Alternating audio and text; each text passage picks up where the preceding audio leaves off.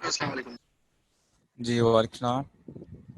This is Dr. Harun Habib from the Biochemistry Department of Avicenna Medical College.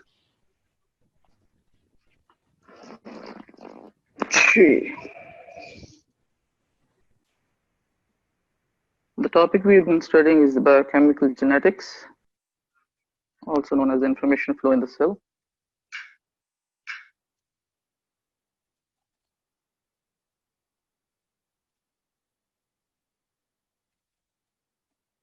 This is our course curriculum that we were studying.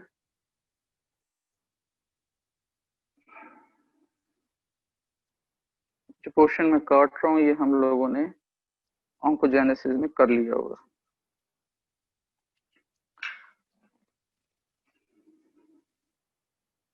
बाकी ये वाला portion हमने अब cover करना है जिसमें से हम structural basis of cell information कर चुके हैं, ऑर्गेनाइजेशन ऑफ डीएनए कर चुके हैं, रेप्लिकेशन ऑफ डीएनए कर चुके हैं, transcription, translation and regulation of gene expression कर चुके हैं।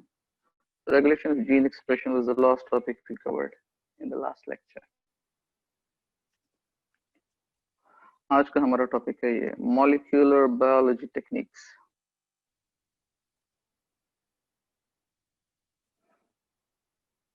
Just a review कि हम क्या कर रहे हैं, कैसे कर रहे हैं। आपका ये जो टॉपिक है genetics का, ये दो टेस्ट में डिवाइडेड है, genetics 1 and genetics 2.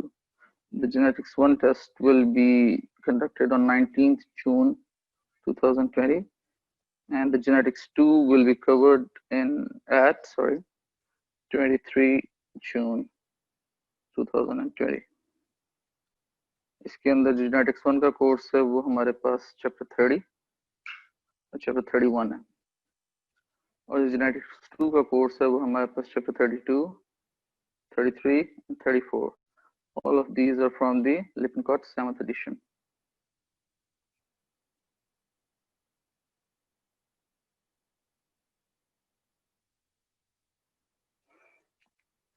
G. Before starting the topic, molecular biology techniques, do we have any questions from the last lecture or the lectures before them? Any sort of questions regarding genetics? आज most probably आप लोगों का ये last lecture होगा। अगर कुछ ना रहा तो इंशाल्लाह जो हमारा नेक्स्ट लेक्चर होगा वेडनेसडे का, I will conduct it as a review lecture of the genetics. You may ask your questions then as well. But if you have any questions at the moment, you have a couple of minutes, you may ask them.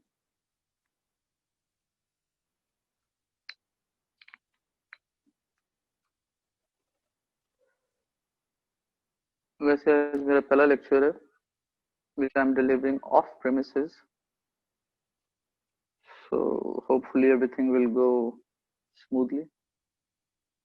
Let's see. मेरे पास chat head on है, आप लोगों ने कोई question पूछना तो आप लोग क्वेश्चंस पूछ सकते हैं।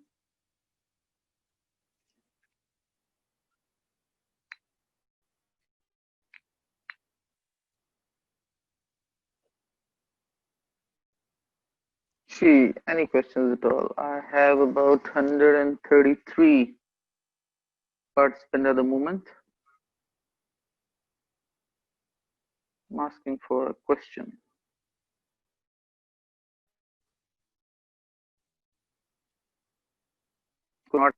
सर समझ नहीं आई।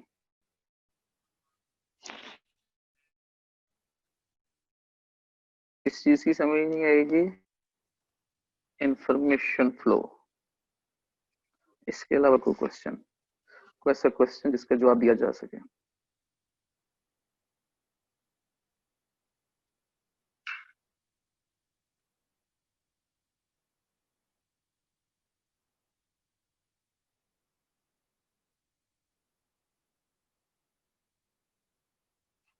जी, क्वेश्चंस प्लीज।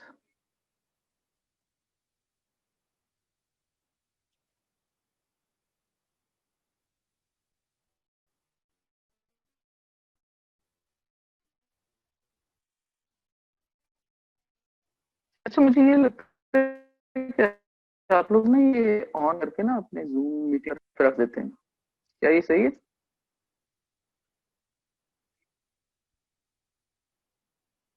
क्योंकि अगर तो ऐसा है फिर तो बहुत बुरी बात है।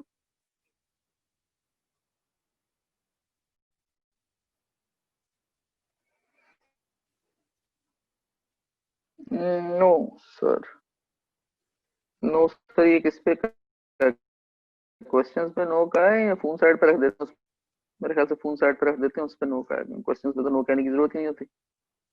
वो तो अंडरस्टूड है कि क्वेश्चन नहीं पूछ रहा तो कोई चक्कर नहीं, चलो। इट्स अ गुड थिंग कि आप लोग फोन साइड पे नहीं रखते हैं, बिकॉज जो भी है जैसे भी है डॉक्टर तो बनना है, एग्जाम्स तो होने हैं,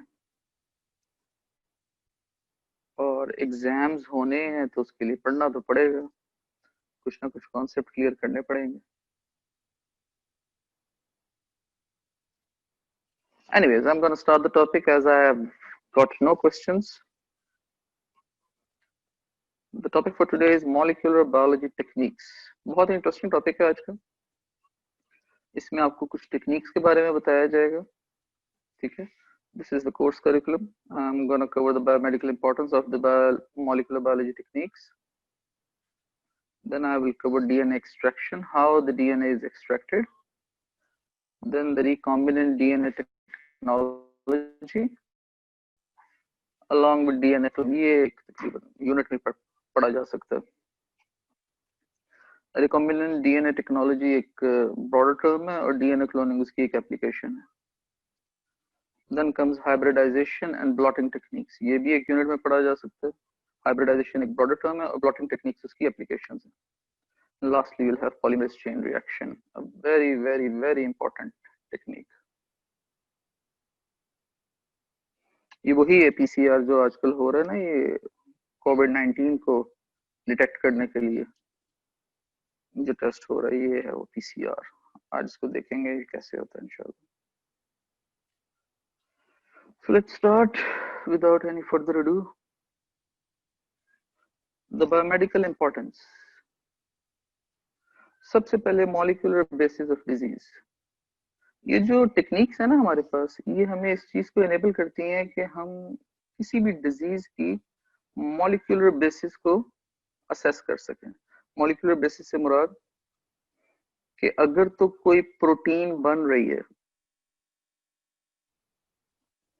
और वो प्रोटीन मिसफोल्डेड या एक डिफेक्टिव प्रोटीन है, तो वो क्यों बन रही है?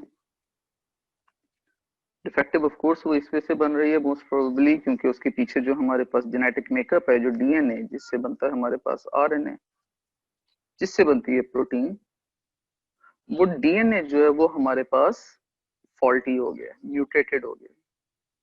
तो इससे हमें ये पता चल सकता है किसी भी डिजीज की मॉलिक्यूलर बेसिस क्या है, ठीक है? इसमें हमारे पास कई एग्जांपल्स आ जाती हैं। सिस्टिक फाइब्रोसिस आ जाता है इसमें हमारे पास एग्जांपल, ठीक है? Most common most elaborate example पढ़ चुके हैं आप पहले, I am not gonna repeat it, ठीक है?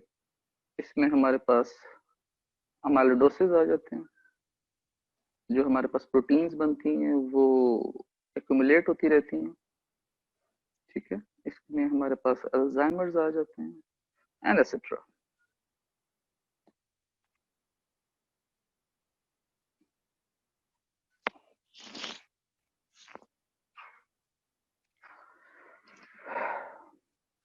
Then comes the production of proteins. इसको समझने के लिए इंसुलिन, इंसुलिन क्या है? हमारे पास एक बॉडी में हार्मोन है, कहां से निकलता है?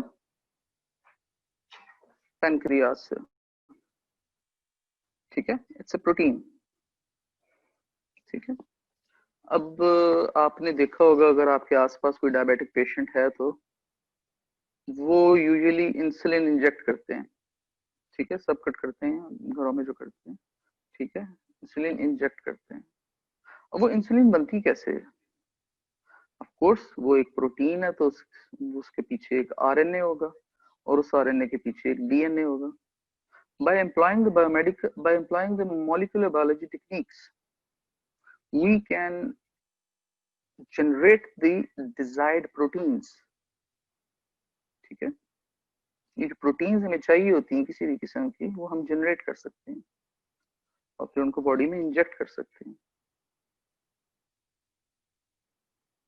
To achieve the desired results. ठीक हो गया जी?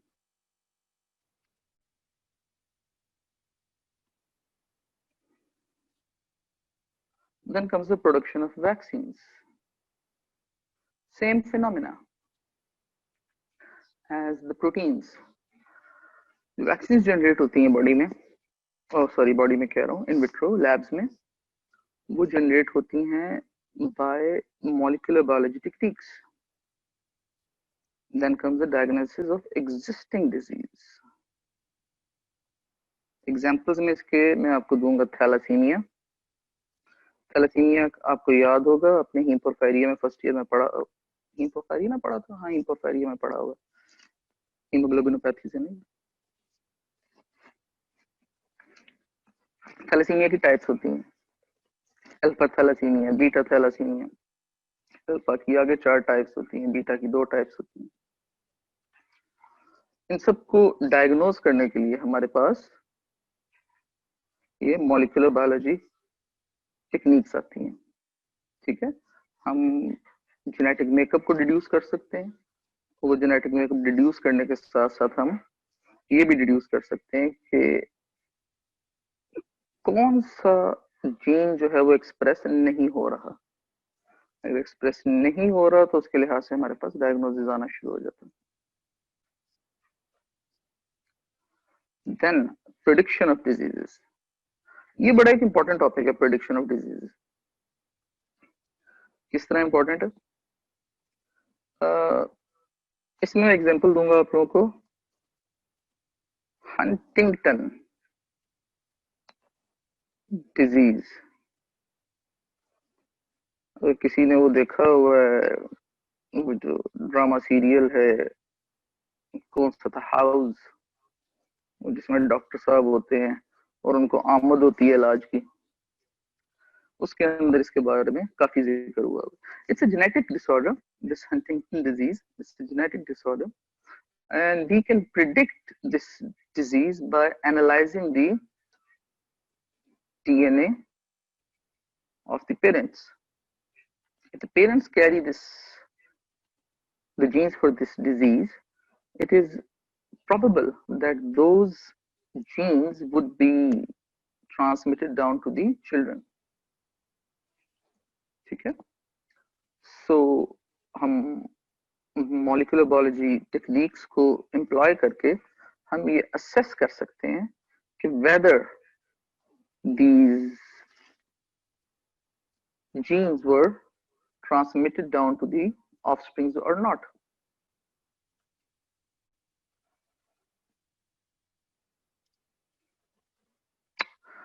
Then comes advances in forensic medicine.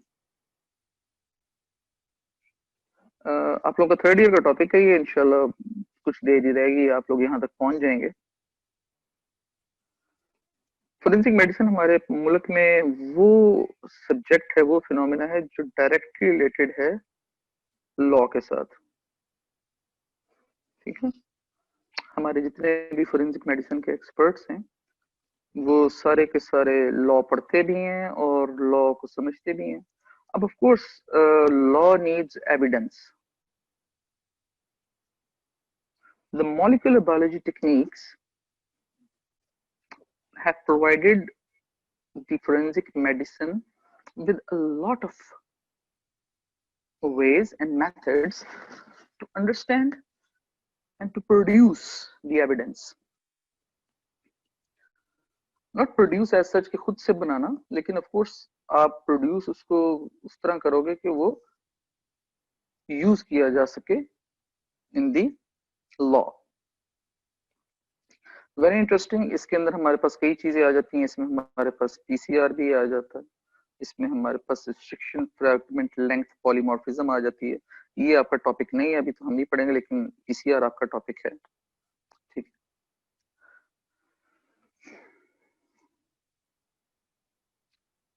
Then the knowledge of human genetic disorders.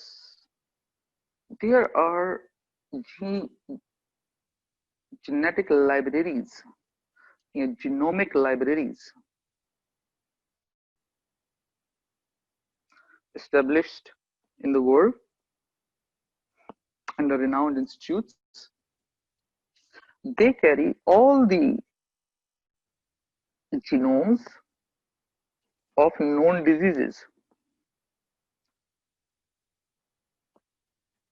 तो अगर हमारे पास कोई एक जेनेटिक डिसऑर्डर आता है, जेनेटिक डिजीज आती है, उसको हम असेस करते हैं तो हमारे पास उसका डीएनए सीक्वेंस आ जाता है, ठीक है। हम उस डीएनए सीक्वेंस को मैच कर सकते हैं लाइब्रेरीज के साथ और हमें पता चल सकता है कि which disorder is the person suffering from. And of course जब हमें पता चल जाता है कि which disorder, then we are able to understand the prognosis.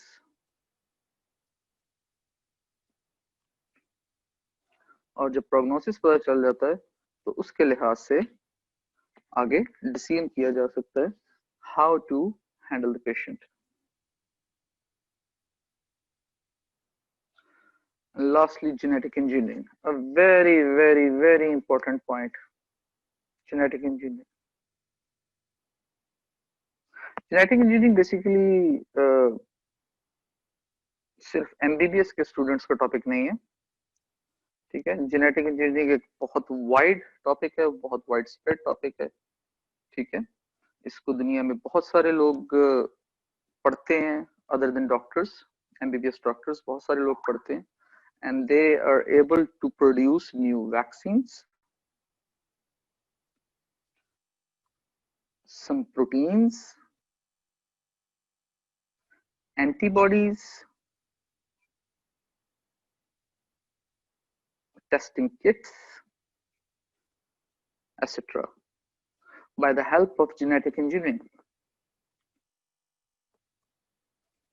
Genetic engineering में करते क्या है, डीएनए को मैनिपुलेट करते हैं अपनी मर्जी से by employing human DNA, bacterial DNA, viral DNA और any other pathogenic DNA. जो जो हमारे पास अवेलेबल रिसोर्सेज हैं उन सबको कंबाइन करके, यूटिलाइज करके अपनी मर्जी के प्रोडक्ट्स बनाए जाते हैं।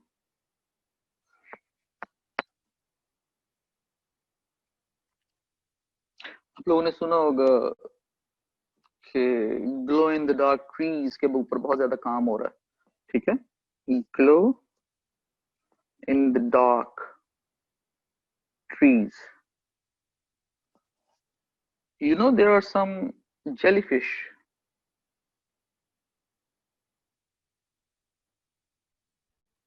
which glow in the dark. उनके जो जीन्स हैं, जो वो प्रोटीन्स बनाते हैं, जो उनको इस चीज पे इनेबल करती हैं कि वो ग्लो करें इन द डार्क, उन जीन्स को आइसोलेट करके प्लांट्स में डाला जाता है और जब वो प्लांट्स ग्रो करते हैं दे ग्लो इन द डार्क। अब तक ये हमारे पास लैब्स की हद तक मौजूद है ये फिनोमेना। ऑफ कोर्स हमारे पास दुनिया में देखने को नहीं आता, but if this thing goes to town और एक हमारे पास ये एप्लीकेशन के तौर पे आ जाता है, so there will be no need of street lamps anymore. All you need to do is plant those trees and the roads will be lit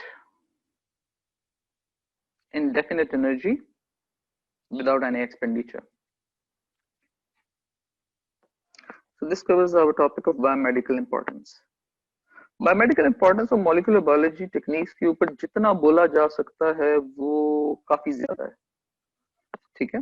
मगर आप लोगों को कुछ बेसिक सीधा चीजें, जो पॉइंट्स मैंने अभी आपको बताए हैं, आपको इनके बारे में पता होना चाहिए। ये molecular basis of disease, production of proteins, production of vaccines, diagnosis of existing diseases, prediction of diseases, advances in forensic medicine, knowledge of human genetics and genetic engineering. आपको इन टॉपिक्स के बारे में बस थोड़ा पता होना चाहिए, ये पॉइंट्स आप लोगों को याद होने चाहिए, and that is it for the extent of your course in it. Next हमारे पास आता है डीएनए एक्सट्रैक्शन। इससे पहले कि मैं आपको आगे चलूं, डीएनए एक्सट्रैक्शन क्यों करनी जरूरी है, सबसे पहले ये देखें। ये हमारे पास कोई भी एक सेल है, यूकैरियोटिक, प्रोकैरियोटिक, व्हाटसएवर, हम यूकैरियोटिक लेते हैं, ठीक है। उसकी ये सेल मेम्ब्रेन है, ठीक है। उसके अंदर हमारे पास ये न्यूक्लियस है, ठीक है। ये बाकी सारा साइटोप्लाज्म, ये साइटोसोल है, ठीक है। इसमें बेतहाशा प्रोटीन्स पड़ी हुई हैं, ठीक है, और चीजें पड़ी हुई हैं, ऑर्गेनेलिस पड़ी हुई हैं, so on and so fourth. ये जो न्यूक्लियस है ना, इसके अंदर पड़ा होता है आपका डीएनए, न्यूक्लियर मटेरियल, ठीक है।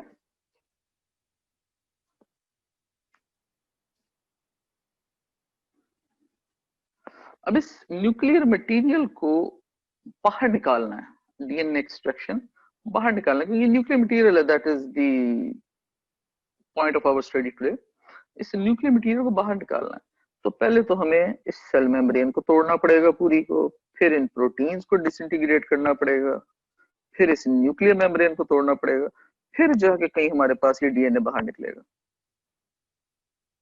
और जब ये डीएनए बाहर निकल आएगा, तब हम इसको यूटिलाइज कर सकते हैं। यूटिलाइज कैसे कर सकते हैं, हम इसको स्टडी कर सकते हैं, हम इसका नंबर इंक्रीज कर सकते हैं, यानी कि इसकी कॉपीज बना सकते हैं, ठीक है। हम इसको आगे यूटिलाइज कर सकते हैं, इससे आरएनए प्रोड्यूस कर सकते हैं, उससे प्रोटीन प्रोड्यूस कर सकते हैं, लेकिन सबसे पहले हमें ये डीएनए बाहर निकालना पड़ेगा। So that is why DNA extraction holds a vital role in molecular biology techniques. This is how cell extraction is done. आजकल ना ये सेल एक्सट्रैक्शन की आ चुकी नहीं, सॉरी सेल एक्सट्रैक्शन कह रहा हूँ, डीएनए एक्सट्रैक्शन की आ चुकी हुई है किट्स, ठीक है। इन किट्स को आप यूज करते हैं,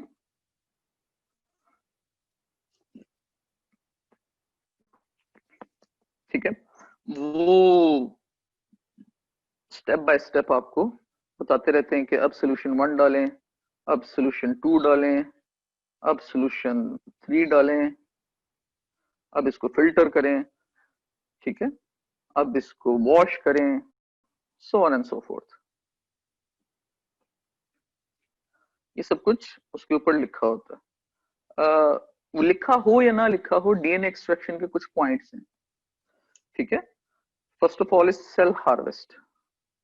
सबसे पहले सेल्स को हार्वेस्ट किया जाता है, एक सोल्यूशन फॉर्म में लाया जाता है। वो हार्वेस्ट कहीं से भी हो सकते हैं, वो स्किन से हो सकते हैं, वो ब्लड से हो सकते हैं, सलाइवा से हो सकते हैं, अदर बॉडी फ्लूइड से हो सकते हैं, ठीक है। सबसे पहले सेल्स को हार्वेस्ट किया जाता है। once they are harvested and in a solution form, the cells are broken down, cell lysis करवाई जाती है, ठीक है। तो जो सेल मेम्ब्रेन है उसको तोड़ा जाता है। जब सेल मेम्ब्रेन टूट जाती है तो प्रोटीन्स रह जाती हैं पीछे। So the next step is protein removal. जितनी भी प्रोटीन्स है उनको ब्रेक डाउन किया जाता है, ठीक है। प्रोटीएज एंजाइम डाल के, प्रोटियोलिटिक क्लीवेजेस करवा के उनको ब्रेक डाउन किया जाता है। सेल मेम्ब्रेन भी गई, प्रोटीन्स भी गई। then the DNA binding is done. The DNA binding occurs, ये इस तरह होती है कि जो हमारा टारगेट डीएनए है, ठीक है, the portion of DNA that is the target or the whole DNA per se, उसको बाइंड करवाया जाता है किसी भी सब्सटेंस के साथ। नॉर्मली ये हमारे पास एंजाइम्स ही होते हैं जिनके साथ बाइंड करवाया जाता है, ठीक है, but it can be anything, ठीक है। It can be a protein, it can be anything. So आपको यहाँ पे याद रखना जरूरी है, मैं इसलिए सब्सटेंस का वर्ड यूज किया कि बाइंड करवाया जाता है DNA. Once the DNA binding is done, the rest of the rest of the debris, मैं कहूंगा इसे डेब्री किस चीज की, एक्सक्यूज मी प्लीज,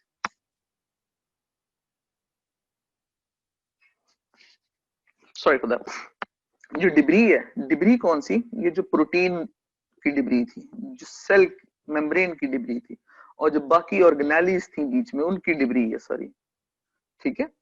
वो जिस डिब्री है उसको वॉश आउट किया जाता है। डीएनए तो ऑलरेडी बाउंड है, डीएनए कहीं नहीं जा रहा, बाकी सारे का सारा वॉश आउट हो जाएगा, ठीक है। The rest of the debris, the rest of the material, the rest of the proteins, the rest of the RNAs, the rest of the whatever structure there is, lipids, carbohydrates, जो जो कुछ था उस cell के अंदर, cell membrane के ऊपर, cell के अंदर ऑर्गेनेलिज में, सब कुछ वॉश आउट किया जाता है। जब वॉश आउट हो जाता है तो ये हमारे पास डीएनए एल्यूशन आ जाती है। Elution is the phenomena which is simply defined as washing off any material by the use of a solvent, ठीक है। सॉल्वेंट डाल के डीएनए एल्यूशन करवाई जाती है। So by these steps you can extract the DNA। आप cell से शुरू हुए, आपने सेल मेम्ब्रेन की ब्रेक डाउन करवाई, आपने प्रोटीन्स की रिमूवल करवाई, डीएनए को बाइंड करवाया, फिर उसे वॉश किया और आखिर में उसकी एल्यूशन करवा दी, और ये आपके पास एक सोल्यूशन आ गया जिसके अंदर डीएनए मौजूद है, ठीक है। अब ऑफ कोर्स ये डीएनए नजर तो नहीं आता, यहाँ पे तो पिक्चर में बना हुआ है ना, ये ग्रीन सा बना हुआ है, ये पर्पल रेड सा, ये रेड, ये भी रेड, ये भी रेड, और ये भी ऑरेंजिश रेड, ठीक है। ये बने हुए हैं, लेकिन ये इस तरह नजर नहीं आते हैं। डीएनए कभी नजर नहीं आता, जिस तरह सेल्स नजर नहीं आते ना, उस तरह डीएनए नजर नहीं आता सोल्यूशन में। ऑफ कोर्स अगर आप देखें, इफ कट तो कहीं ना कहीं, ब्रेक कहीं ना कहीं हो ही जाता, हुआ ही होगा हर एक को, किसी ना किसी को। अगर ब्लड निकल आया आपकी बॉडी में से कहीं से भी, थोड़ा सा भी, तो क्या आपको उसमें सेल नजर आते हैं? नहीं, उसमें सेल नजर नहीं आते हैं, ठीक है ना। तो इसी तरह जब ये डीएनए एल्यूशन होती है, डीएनए को एक्सट्रैक्ट किया जाता है, तो वहां पे डीएनए नजर नहीं आता है। अगर डीएनए नजर नहीं आता तो इसका मतलब है कि हम वी कांट बी श्योर कि डीएनए एक्सट्रैक्ट हुआ है कि नहीं। उसके लिए हमारे पास अगला फिनोमिना आ जाता है इलेक्ट्रोफोरेसिस। नाम सुना हुआ इसका, इलेक्ट्रोफोरेसिस।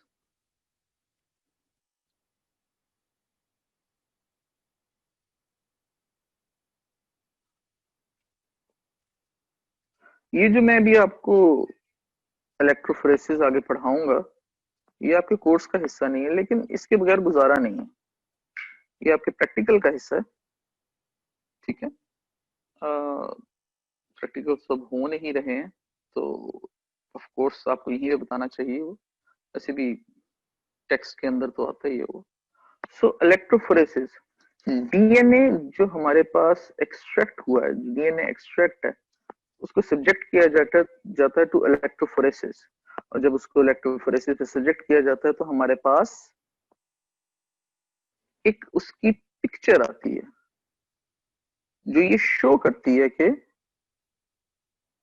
डीएनए मौजूद है या नहीं, ठीक है। अब आगे चलते हैं, हम देखते हैं अभी इससे अगला टॉपिक ये हमारे पास इलेक्ट्रोफोरेसिस ही है।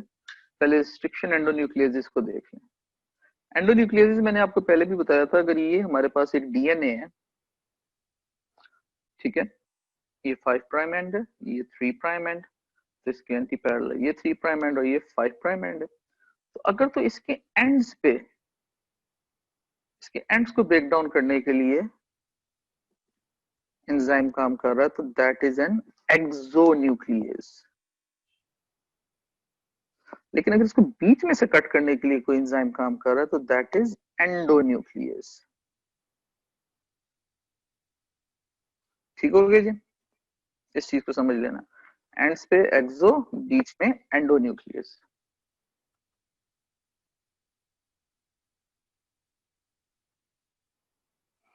ये देखिए, ये आपके पास कुछ डिपिक्शंस हैं। ये हमारे पास एक डबल स्ट्रैंडेड डीएनए, एक ये, और इसी तरह के बाकी सारे। अब आप देख रहे हैं ये कट हुआ बीच में से, ठीक है, ये भी बीच में से कट हो रहा है, क्योंकि ये एंड्स हैं, इन एंड से कट नहीं हो रहा, ये भी बीच में ही कट हो रहा है, यहाँ पे भी एंडोन्यूक्लियस ही लग रहा है, यहाँ पे भी एंडोन्यूक्लियस लग रहा है, यहाँ पे भी एंडोन्यूक्लियस लग रहा है। फर्क क्या है? फर्क सिर्फ इतना सा है कि जब ये वाला कट आता है इस तरह, दिस वन है, तो इसे हम कहते हैं फ्लश एंड। ठीक है, इसका एक और नाम भी है ब्लंट एंड्स। हमारे पास जो मैक्सिमम एंडोन्यूक्लियसेस हैं वो फ्लश एंड्स नहीं बनाते, ब्लंट एंड्स नहीं बनाते, क्योंकि ये सीधे सीधे होते हैं, इनका ना आपस में बाद में जोड़ना जरा मुश्किल होता है। हमारे पास इस तरह के बनते हैं, ये इस तरह का कट बनेगा, या इस तरह का कट बनेगा, या इस तरह का कट बनेगा। ठीक है, इसमें आप देख रहे हैं कि इस वाले स्ट्रैंड का ये छोटा पोर्शन है और इस वाले स्ट्रैंड का ये लंबा पोर्शन रह जाता है। इसी तरह रेसिप्रोकली इस वाले स्ट्रैंड का ये छोटा और इस वाले स्ट्रैंड का ये लंबा पोर्शन रह जाता है। Same is the case here, the opposite case is right here. In ends को कहते हैं, जिस तरह इनको हम कहते हैं ना फ्लश एंड्स और ब्लंट एंड्स, ये जो हमारे पास हैं ये, इनको हम कहते हैं स्टैगर्ड एंड्स, स्टैगर एंड्स। ठीक है, स्टैगरिंग होते हैं, एक जैसे नहीं होते हैं, डिफरेंट डिफरेंट होते हैं, स्टैगर एंड्स, या इनको हम स्टिकी एंड्स भी कहते हैं। ये ज्यादा कॉमन है, ये जो एंडोन्यूक्लियसेस हैं वो इस वजह से ज्यादा कॉमन है कि it's very easy to, once the DNA is cut in this shape, तो हमारे पास जो पीछे रह जाएगा वो ये रह जाएगा। ठीक है, तो जो हमारे पास हमने प्रोब देना है, प्रोब कहते हैं उसे, वो आगे बताऊंगा मैं प्रोब किसे कहते हैं। जो हमने प्रोब देना है, जो हमने ऐसी चीज देनी है जो आके इसको अटैच कर सके, वो आराम से अटैच हो जाती है, इजीली अटैच हो जाती है। ठीक है, जब वो इजीली अटैच हो जाती है तो हम डीएनए को इजीली मैनिपुलेट कर सकते हैं। रिस्ट्रिक्शन एंडोन्यूक्लियसिस की एक शॉर्ट फॉर्म है eco are I.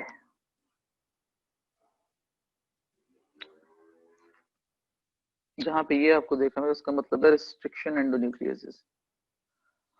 So you understand the flush ends, the stagger ends, the blunt ends and the sticky ends. Moving on, हमारे पास आ जाती है जेल इलेक्ट्रोफोरेसिस। जो डीएनए एक्सट्रैक्ट किया था,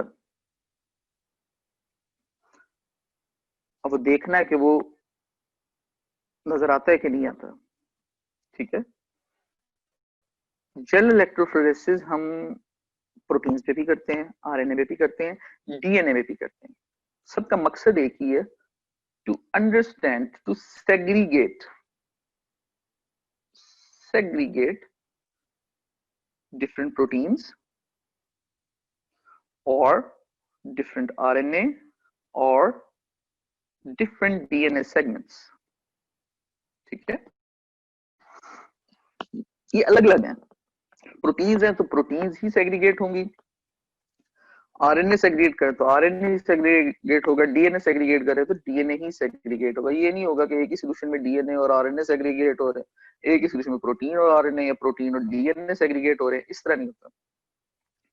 जो सा सोल्यूशन है वो ही उसी के कंपोनेंट्स सेग्रीगेट होते हैं। इस तरह की ये मशीन होती है एक, ये आपको 2 डायमेंशनल पिक्चर दिखाई हुई है इसकी फ्रॉम अ साइड। ठीक है ना, पीओवी है, पॉइंट ऑफ विजन व्यू है ये। ठीक है, ये एक टब होता है।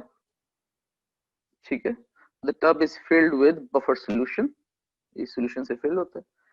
ये हमारे पास एक टेबल है और उसके ऊपर ये एग्रोज जेल बना के रखते हैं।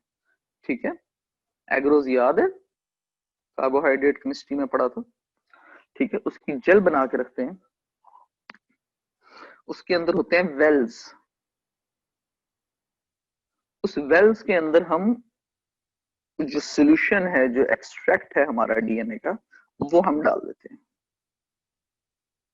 ठीक है, अब जो डीएनए के डिफरेंट डिफरेंट पोर्शंस हैं, छोटे बड़े जितने भी पोर्शंस हैं, वो मूव करते हैं। कैसे मूव करते हैं? इसमें 2 इलेक्ट्रोड्स होते हैं, negative electrode and a positive electrode.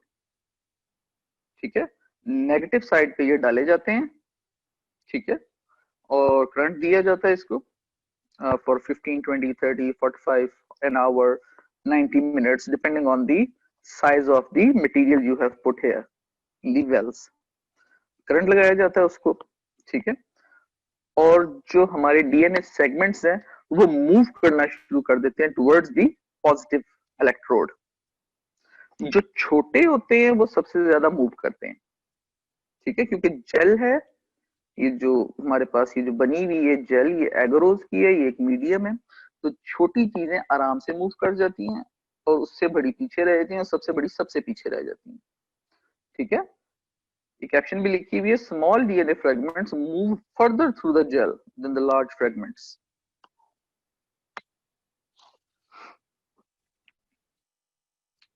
इसकी मैं आपको एग्जांपल देता हूं। ये देखिए, ये हमारे पास एक डीएनए चेन थी जिसके ऊपर ये रिस्ट्रिक्शन एंडोन्यूक्लियेज साइट्स हैं, ठीक है, ये जो एरो बने हुए ये सारे रिस्ट्रिक्शन एंडोन्यूक्लियेज एंजाइम की साइट्स हैं, जहां पे रिस्ट्रिक्शन एंडोन्यूक्लियेज एंजाइम आके ब्रेक करता है इस डीएनए को। अब ये देखें, ये एक ब्रेक हो गई, ये एक ब्रेक हो गई, ये एक ब्रेक हो गई, ये एक ब्रेक हो गई, ये एक ब्रेक हो गई, ये और ये, ठीक है। अब सारा फिनोमिना वही है हमारे पास कि हमने सेल लाइसिस करवाई पहले, फिर हमने प्रोटीन लाइसिस करवाई, फिर हमने उसको डीएनए बाइंडिंग करवाई, ठीक है, फिर हमने उसको बाइंडिंग करवाने के बाद उसको वॉश किया, वॉश करने के बाद जो हमारे पास डीएनए एल्यूशन आई उसको हमने पूरे के पूरे को उठा के इस वेल में डाल दिया यहाँ पे, ठीक है, इस वेल में डाल दिया, ठीक है। तो वो ये वाले सारे के सारे फ्रेगमेंट्स इस वेल में आ जाएंगे, इस वाले वेल में, ठीक है। जब इस वेल में आ जाएंगे ये सारे के सारे फ्रेगमेंट्स, तो हमारे पास जो नेक्स्ट स्टेप होगा वो क्या होगा कि हम इसको करंट लगाएंगे, इलेक्ट्रिक करंट पास करेंगे, तो ये सारे के सारे सेगमेंट्स मूव करना शुरू कर देंगे टुवर्ड्स पॉजिटिव एंड। जो सबसे छोटा होगा वो सबसे ज्यादा आगे मूव करेगा, वो सबसे ज्यादा करीब जाएगा पॉजिटिव इलेक्ट्रोड के। तो इन सब में अगर आप देखते हैं तो कौन सा सबसे छोटा है और कौन सा सबसे आगे जाएगा, जरा मुझे आंसर दीजिए इसका प्लीज चैट के अंदर। I need you guys to understand this point. अब ये देखिए, इसमें सबसे छोटा कौन सा है इन सारे फ्रेगमेंट्स में, ये जो सारे फ्रेगमेंट्स हैं इनमें सबसे छोटा फ्रेगमेंट कौन सा है और सबसे आगे कौन सा जाएगा? Which one will be the fastest to move along this gel?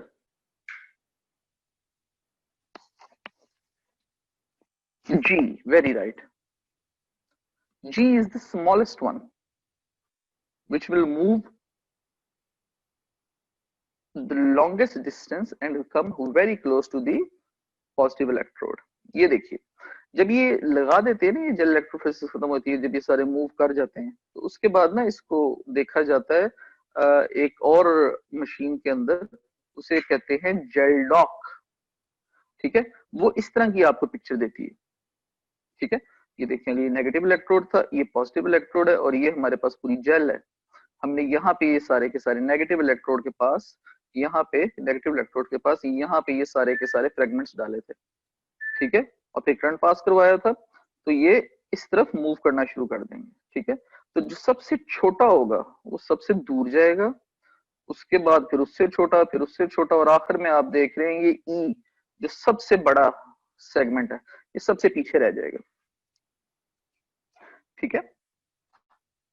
और ये जो लाइनें नजर आ रही है ना आपको, ये जो लाइंस नजर आ रही हैं, ये ई की, ये बी की, ए की, डी की, सी, एफ, डी की, जो लाइंस नजर आ रही हैं इनको कहते हैं बैंड्स, ठीक है। ये अंडर यूवी लाइट देखते हैं हम, इस जेल को ऐसे कैसे उठा के यूवी लाइट के अंदर रख देते हैं, तो ये हमें नजर आते हैं ये बैंड्स, ठीक है। सारे के सारे जितने भी, क्योंकि ऑफ कोर्स एक डीएनए है, ठीक है, उस पे हम रिस्ट्रिक्शन एंडोन्यूक्लियेज एंजाइम लगाएंगे, ठीक है, तो उसके पोर्शंस बन जाएंगे कुछ, ठीक है। अब ऑफ कोर्स डीएनए सिर्फ एक तो नहीं है, हमारे पास कई कॉपीज होती हैं डीएनए की, ठीक है। तो वो सारे के सारे जो जितने भी जी हैं वो सारे के सारे एग्रीगेट होके यहाँ पे आ जाएंगे, जितने भी ई हैं वो सारे के सारे एग्रीगेट होके यहाँ पे आ जाएंगे। ऑफ कोर्स जब आप सेल लाइसिस करवा रहे हैं तो सिर्फ एक सेल तो नहीं टूट रहा ना, ठीक है। जब भी आपने कोई सैंपल लिया उसकी सेल लाइसिस करवाई तो कोई एक सेल तो नहीं टूट रहा, मल्टीपल सेल्स टूट रहे हैं। मल्टीपल सेल्स में मल्टीपल डीएनए है, तो रिस्ट्रिक्शन एंडोन्यूक्लियस एंजाइम जो है मल्टीपल डीएनए को तोड़ेगा, ठीक है। और फिर वो सारे के सारे एक्यूमुलेट होके उनके जो पोर्शंस हैं वो एग्रीगेट हो जाएंगे, ठीक है। So this is a separation technique, separation technique. बिल्कुल उसी तरह जिस तरह सेल्स को सेपरेट करने के लिए आप सेंट्रीफ्यूज में नहीं लगा देते, सेंट्रीफ्यूज में लगा देते हैं, उसके बाद जो हैवीएस्ट सेल है वो आपके अलग हो जाते हैं, जो लाइटेस्ट सेल है वो आपके अलग हो जाते हैं, सेल के साइज के लिहाज से आपको मिल जाता है। यहाँ पे भी वही फिनोमेना। ऑलराइट जी, जेल इलेक्ट्रोफोरेसिस इज डन। आगे चलते हैं, रिकॉम्बिनेंट डीएनए टेक्नोलॉजी। इसकी कोई इलिस्ट्रेशन नहीं है क्योंकि ये एक ब्रॉडर टॉपिक है, तो इसकी मैं आपको सिर्फ नरेशन ही दूंगा।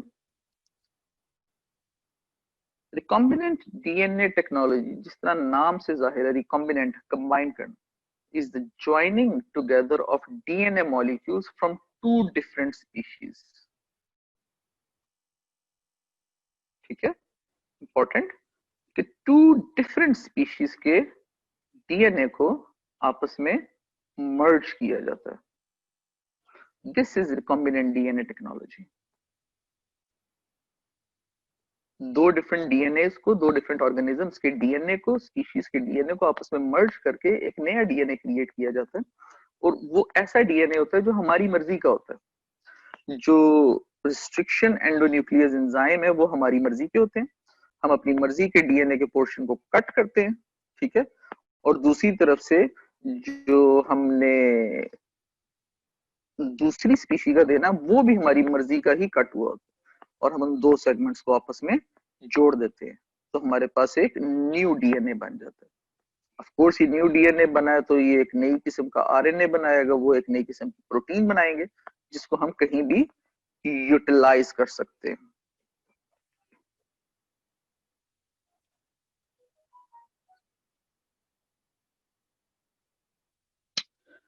The recombined DNA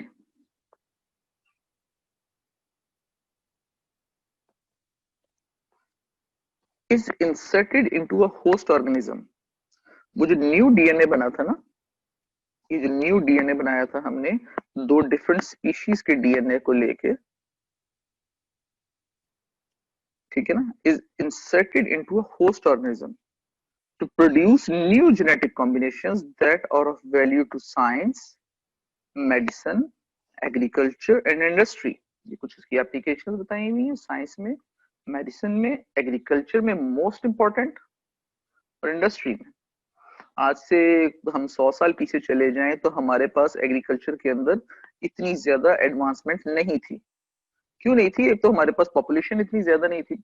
अब जैसे जैसे पॉपुलेशन इंक्रीज हो रही है, हमें ज्यादा से ज्यादा प्रोडक्ट चाहिए। जो एक एकड़ में अगर हमारे पास 10 टन वीट प्रोड्यूस होती थी, तो आजकल की पॉपुलेशन के लिहाज से हमें एक एकड़ में 40 या 50 टन वीट चाहिए। How is it done? It is done by recombinant DNA technology. The DNA of two different species are merged together. That DNA, that new DNA, is inserted into a host organism, and then it is allowed to work as a normal DNA. That new DNA will produce new RNA, and that new RNA will produce new proteins. And that is how we will get an increased amount of wheat over time.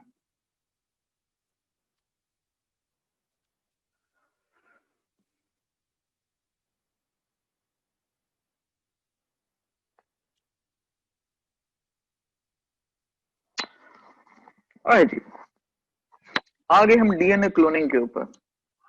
DNA cloning एक बहुत hot topic है। डॉली का नाम सुना हुआ? The first vertebrate to be produced by DNA cloning clone का मतलब यही होता है, सिंपल सा मतलब है कि एक डीएनए से दूसरा डीएनए बनाना, ठीक है, कॉपीज बनाना, उसकी क्लोनिंग करना, ठीक है। आज से कोई 20-25 साल पीछे चले जाएं तो जब ये डॉली प्रोड्यूस हुई थी और सारा कुछ हुआ था, ये उस वक्त के लिहाज से ना बड़ा ये एक हॉट टॉपिक था। आज की तारीख में भी है ये, ऐसा नहीं है कि ये खत्म हो चुका है फिनोमेना। इसकी बहुत सारी एप्लीकेशंस हैं, डीएनए क्लोनिंग खुद एक एप्लीकेशन है, उसकी आगे बहुत सारी एप्लीकेशन। ये डीएनए क्लोनिंग को जरा देख लें। Introduction of a foreign DNA molecule into a replicating cell permits the cloning or amplification of that DNA। ये जो फॉरेन डीएनए है ना, एक छोटा सा पोर्शन लेके उसको एक रेप्लिकेटिंग सेल के अंदर इंट्रोड्यूस करवा दिया जाता है। जब उसको रेप्लिकेटिंग सेल में इंट्रोड्यूस करवा देते हैं तो ये जो हमारा फॉरेन डीएनए था, ये उस रेप्लिकेटिंग सेल के साथ मिलके जो डीएनए है फॉरेन, उसकी एम्प्लीफिकेशन करवाता है, यानी कि उसकी क्लोनिंग कराता है। एम्प्लीफिकेशन का मतलब होता है नंबर इंक्रीज करना, ठीक है, उसकी क्लोनिंग करवाता है उस डीएनए। और हमारे पास जब वो डीएनए आ जाएगा इंक्रीज अमाउंट में, तो उसका जो आरएनए बनेगा वो भी इंक्रीज अमाउंट में बनेगा, जो उससे प्रोटीन बनेगी वो भी इंक्रीज अमाउंट में बनेगी। सी, तो ये जो हमारे पास डीएनए क्लोनिंग है, इसकी बहुत सारी एप्लीकेशन है। ये देखिए, ये आपके पास येलो में आता है लेफ्ट साइड पे डीएनए ऑफ इंटरेस्ट, ठीक है, जो आपने एम्पलीफाई करवाना है, या दूसरा वर्ड जो आपने कॉपी करवाना है। और ये हमारे पास है रेप्लिकेटिंग सेल का डीएनए, ठीक है। एक ही किस्म के रिस्ट्रिक्शन एंडोन्यूक्लियस एंजाइम लगाए जाते हैं और इनको दोनों डीएनए को ब्रेक किया जाता है। इनको ब्रेक ऐसे किया जाता है कि जो यहाँ पे न्यूक्लियोटाइड सीक्वेंस है, उसके रेसिप्रोकल न्यूक्लियोटाइड सीक्वेंस यहाँ पे मौजूद हो, इस साइड पे, ताकि ये इसके साथ अटैच हो सके। ये मैंने आपको पहले भी बताया, जब इस तरह कट होता है तो इसको हम कहते हैं स्टिकी एंड्स या स्टैगर एंड्स। टर्म्स याद रखिएगा, आप लोगों के लिए नई टर्म्स हैं, एग्जाम्स में इन्हीं टर्म्स से क्वेश्चंस आएंगे। सो ये आप देख रहे हैं, रिस्ट्रिक्शन एंडोन्यूक्लियस एंजाइम लगा के इनको ब्रेक डाउन किया गया। ब्रेक डाउन करने के बाद ये वाला पोर्शन और ये वाला पोर्शन एक दूसरे के करीब आ जाते हैं। क्यों करीब आते हैं? क्योंकि ये देखें, जो इनकी न्यूक्लियोटाइड सीक्वेंस है वो एक दूसरे से रेसिप्रोकल है। ये देखें, इसका ये वाला जो पोर्शन था, जो बड़ा हुआ पोर्शन था ये वाला, ये देखें, इसमें आपके पास न्यूक्लियोटाइड सीक्वेंस है जीसी, और इसका रेसिप्रोकल क्या होना चाहिए आपके पास? सीजी। तो ये आपका जो रेप्लिकेटिंग सेल का डीएनए था ये वाला, इसके ऊपर ये वाला पोर्शन मौजूद होता है सीजी। ये एक दूसरे के करीब आते हैं ऑफ कोर्स, क्योंकि they are like each other, reciprocal to each other. और जब वो एक दूसरे के करीब आते हैं, they start making bonds. once they start making bonds between each other, ये जो सिंगल स्ट्रैंडेड निक्स होते हैं, इनको डीएनए लाइगेज एंजाइम से कवर अप किया जाता है, बंद किया जाता है, और हमारे पास ये एक न्यू डीएनए बन जाता है, ठीक है। once this new DNA is formed,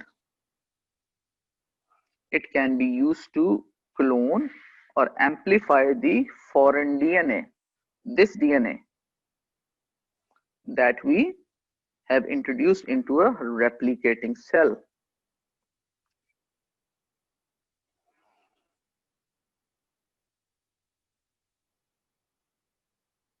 important चीज है, इस वजह से मैं इसको दो तरीकों से और समझाऊंगा आपको। सबसे पहले ये देखें,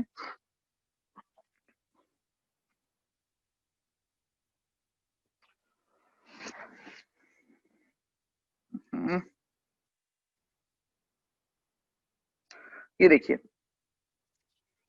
ये हमारे पास डीएनए ऑफ इंटरेस्ट है, ठीक है, जिसको फॉरेन डीएनए का नाम दिया गया था। ये हमारे पास रेप्लिकेटिंग सेल है। इन दिस रेप्लिकेटिंग सेल का डीएनए, इन दिस फिनोमिना हमने ये प्लाज्मिड लिया। प्लाज्मिड क्या होता है? ये जो प्रोकैरियोट्स हैं उनके डीएनए को कहते हैं, ये सर्कुलर फॉर्म में होता है, ठीक है, तो इसको हम प्लाज्मिड कहते हैं। अब रिस्ट्रिक्शन एंडोन्यूक्लियेज एंजाइम यूज करके जो आपका फॉरेन डीएनए है उसको और जो आपका प्लाज्मिड है उसको ऐसे कट किया जाता है कि जो उनके एंड्स होते हैं वो स्टिकी एंड्स बन जाते हैं, ठीक है। तो ये जो फॉरेन डीएनए है ये अटैच हो जाता है विद द प्लाज्मिड और इसको फिर हम कहते हैं रिकॉम्बिनेंट प्लाज्मिड, ठीक है। अब ये देखें, इस रिकॉम्बिनेंट प्लाज्मिड के अंदर एक तो ये वाला पोर्शन आ गया जो फॉरेन डीएनए का। इस प्लाज्मिड के अंदर ऑलरेडी एक टेट्रासाइक्लिन रेजिस्टेंट पोर्शन पड़ा हुआ था हमारे पास, टेट्रासाइक्लिन रेजिस्टेंट जीन पड़ा हुआ था, ठीक है। अगेन डीएनए लाइगेज यूज होगा वो लास्ट सिंगल स्ट्रैंडेड निक्स को कवर करने के लिए। once this recombinant plasmid is produced, it is transformed into the cells.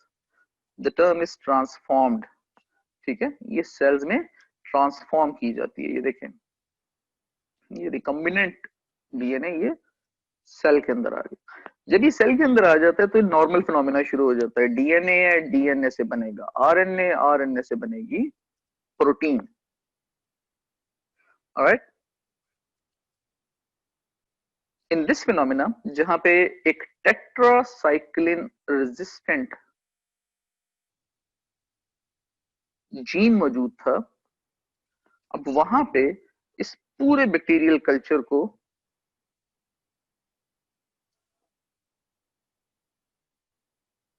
Grow किया जाता है। जब वो कल्चर ग्रो हो जाता है तो उसके अंदर टेट्रासाइक्लिन डाल दी जाती है, ठीक है। टेट्रासाइक्लिन एक एंटीबायोटिक है जो बैक्टीरिया की सेल वॉल को तोड़ती है। जब वो टेट्रासाइक्लिन डाल दी जाती है तो वो क्या करती है, जितना भी बैक्टीरिया मौजूद होगा जिसमें ये वाला प्लाज्मिड नहीं होगा, ये जो प्लाज्मिड हमने प्रोड्यूस किया ये वाला प्लाज्मिड नहीं होगा, वो सारे का सारा डिस्ट्रॉय हो जाएगा, लाइस हो जाएगा, टूट जाएगा। पीछे कौन सा रह जाएगा? सिर्फ वो वाला जिसमें टेट्रासाइक्लिन रेजिस्टेंट जीन मौजूद है, ठीक है।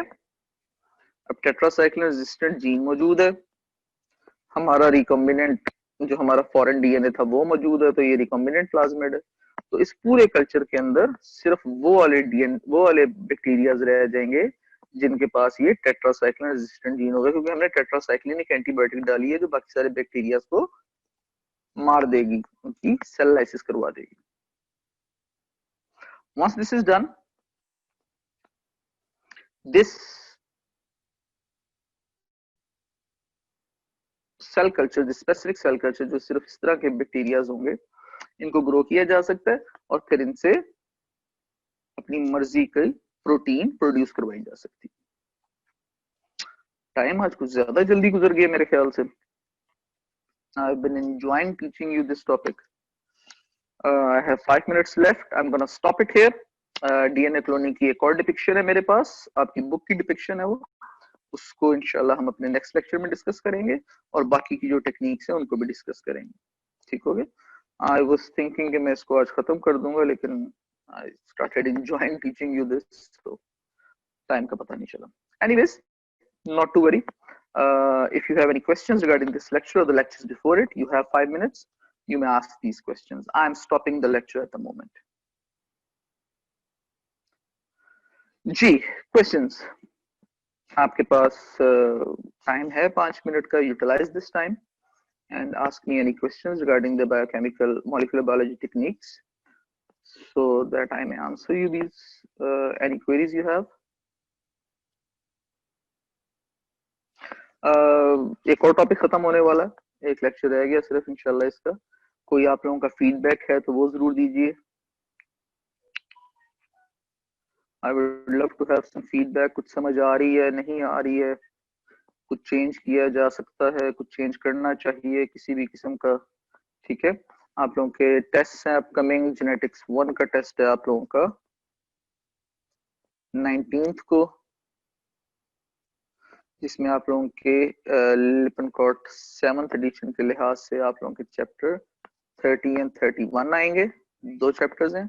उसके बाद आपका जेनेटिक्स 2 का कोर्स है, टेस्ट है, वो है आपका 23 जून को 2020। उसमें जो आपके लिपनकॉट 7th एडिशन के चैप्टर्स हैं वो आएंगे 32, 33, 34. These tests have already been sent. Genetics 1 के, जेनेटिक्स 2 के टेस्ट भी इंशाल्लाह ताला आपके लास्ट लेक्चर के बाद भेज दिए जाएंगे। अच्छा जी, question, why DNA extraction is perform? जिसका मैंने पहले कहा है ना, डीएनए एक्सट्रैक्शन परफॉर्म करने का मकसद एक सिंपल सा है। आपके पास ये सेल है, सेल के अंदर ये न्यूक्लियस है, न्यूक्लियस के अंदर ये डीएनए पड़ा हुआ, ठीक है। ये वैसे ही बाहर नहीं आ सकता, इसको बाहर निकालने के लिए सेल को तोड़ना पड़ेगा, सेल मेम्ब्रेन को ब्रेक डाउन करना पड़ेगा। उसके बाद ये जो न्यूक्लियर मेम्ब्रेन है इसको ब्रेक डाउन करना पड़ेगा। उसके बाद ये जो प्रोटीन्स पड़ी हुई है इसमें ढेर सारी, उनको ब्रेक डाउन करना पड़ेगा। जब ये सारी चीजें ब्रेक डाउन हो जाएंगी, when there are no more cell membrane, nuclear membrane, organelle membrane आती है, ऑर्गेनेल्स होती है, उनकी मेम्ब्रेन होती है वो प्रोटीन। जब ये कुछ भी नहीं रहेगा तो पीछे सिर्फ डीएनए रह जाएगा, ठीक है। इस वजह से डीएनए की एक्सट्रैक्शन जरूरी होती है। जब डीएनए एक्सट्रैक्ट ही नहीं करेंगे आप, तो आप आगे कुछ भी नहीं कर सकते। आप उसके ऊपर रिस्ट्रिक्शन एंडोन्यूक्लियस नहीं लगा सकते, आप उसकी क्लोनिंग नहीं कर सकते, आप उसकी रिकॉम्बिनेंट टेक्नोलॉजी नहीं यूज कर सकते, आप उसका पीसीआर नहीं कर सकते, आप उसकी ब्लॉटिंग नहीं कर सकते, उसकी हाइब्रिडाइजेशन नहीं कर सकते, कुछ भी नहीं कर सकते अगर आपने डीएनए को एक्सट्रैक्ट नहीं किया। पूरे का पूरा सेल तो नहीं यूज हो सकता ना डीएनए को एम्पलीफाई करने के लिए, तो पूरे का पूरा सेल एम्पलीफाई हो जाएगा अगर आप कोई टेक्निक लगाएंगे। वैसे होता नहीं है ऐसा, लेकिन फिर भी यही बात है ना। वो अजीब सी एग्जांपल देने लगा हूं, जब नहाने लगते हैं तो कपड़े पहन के कोई भी नहीं नहाता, ठीक है ना। तो ये वही फिनोमेना है कि इसके सारे कपड़े उतारने पड़ेंगे ताकि हमारे पास पीछे सिर्फ डीएनए रह जाए। अगर आप कपड़े पहन के ऊपर साबुन मलना शुरू कर दें तो क्या आप साफ सुथरे हो जाएंगे? या वो आप ग्लव्स पहन के हाथ धो लें तो क्या आपके हाथ से जर्म्स उतर जाएंगे? नहीं। That is why DNA extraction is required. Alright, Ji, I think my time is done. Last minute, if you have any question, you're welcome, beta. If you have any questions, you may ask. एक minute है, जल्दी जल्दी answer करने की कोशिश करूंगा। जी, do you have any questions? I hope you guys have enjoyed this lecture. I have. Hopefully, you have learned something new in this lecture. Prepare some questions if you have for the next lecture. अगर मुझे जरूरत पड़ी तो मैं एक और lecture ले लूंगा उससे अगला भी आप लोगों के क्वेश्चंस को आंसर करने के लिए। बट मैंने आप लोगों को आपकी डेट्स बताई हैं आपके एग्जाम्स की। एग्जाम्स ये करीब हैं और मैं इसके ऊपर बहुत फोर्स और आप लोगों को बार बार इसलिए से बता रहा हूँ क्योंकि 14 मार्क्स का पोर्शन आना है इसमें से, 14 मार्क्स का पोर्शन आना है कोर्स में, एग्जाम में, इसमें से, जेनेटिक्स में से। Alright ji, my time is up. This is Dr. Harun Habib signing off. Allah Hafiz.